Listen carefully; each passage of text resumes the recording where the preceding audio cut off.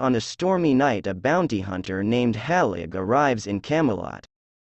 With him is a cage containing a beautiful druid girl.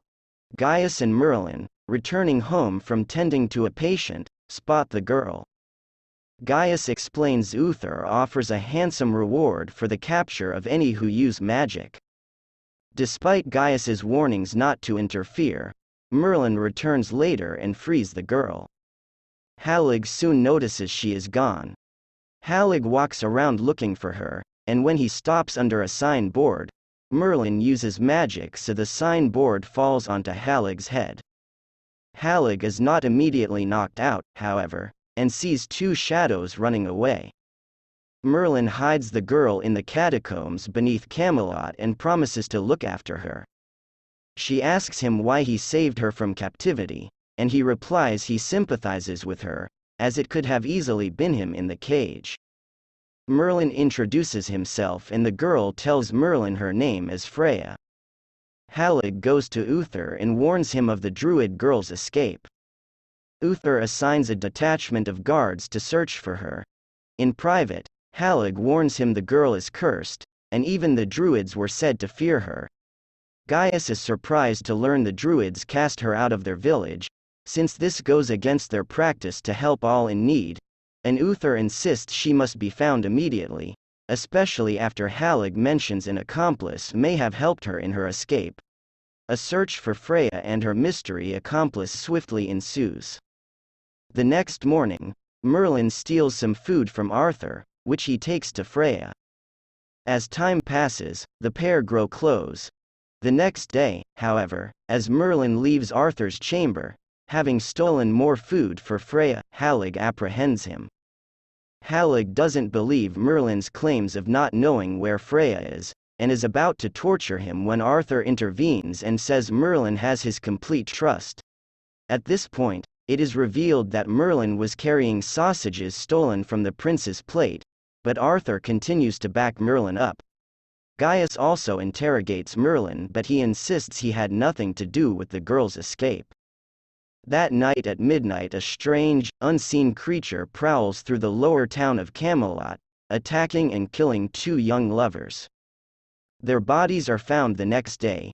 Uther, Arthur and Gaius investigate the scene of the attack, but the evidence is confusing.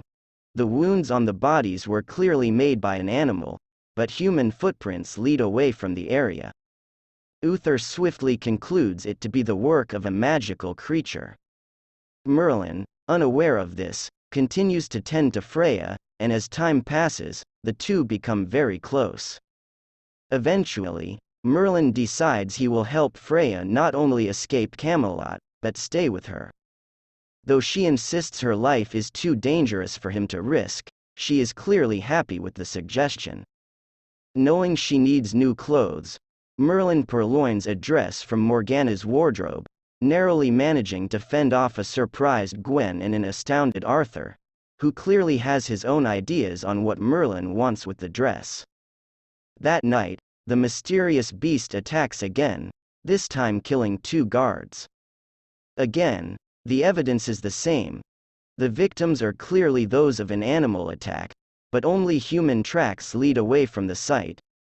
Arthur also remarks eyewitnesses described the monster as a gigantic, winged black cat. Gaius, remembering Halig's warning, tells Merlin, who is now in love with Freya, that she is cursed. Every night at midnight, she transforms into a bastet, a bloodthirsty and vicious beast. Horrified, Merlin confesses to freeing Freya, but refuses to believe Gaius's claim. Merlin begs for more time to get Freya to safety, but Gaius, knowing she will kill again, goes to tell Uther.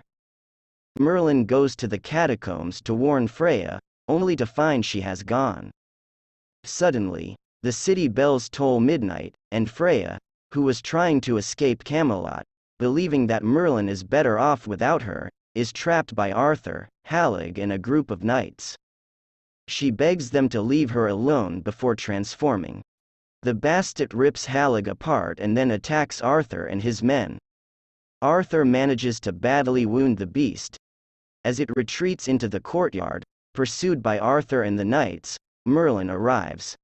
The Bastet gazes sorrowfully at Merlin. Desperate to help Freya, Merlin uses magic to make a gargoyle topple at Arthur, distracting him long enough for the Bastet to escape.